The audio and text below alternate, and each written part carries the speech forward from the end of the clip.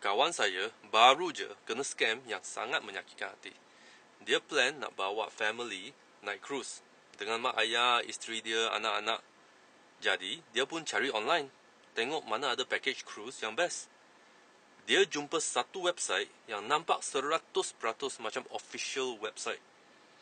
Design lawa, gambar cantik, semua info lengkap. Memang nampak real. Dia contact agent tu, cakap pun elok, sangat profesional. 3 hari mereka message. Tanya semua pasal trip, bilik, itinerary, semua okey. Akhirnya, dia yakin. Dia pun daftar. Ejen tu hantar satu link untuk isi borang. Nama, nombor pasport, semua butiran ahli keluarga. Dan esoknya, tragedi bermula. Phone dia tiba-tiba hang. Langsung tak boleh buka.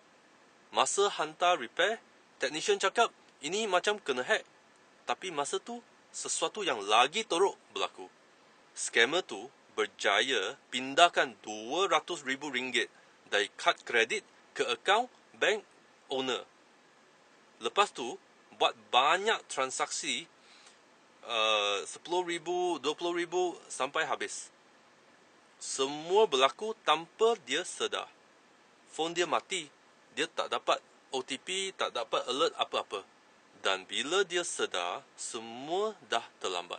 Bukan je dia tak dapat bawa family naik cruise. Sekarang dia kena bayar balik RM200,000 hutang kad kredit. Bank kata, maaf encik, semua transaksi guna pengesahan yang betul.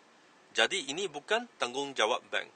Sekarang dia terpaksa bayar RM10,000 lebih setiap bulan untuk hutang yang dia sendiri tak pernah guna. Sedih, marah, trauma, semua perasaan campur sekali. Tapi inilah realiti zaman sekarang. Jadi, hati-hati bila nak beli apa-apa online.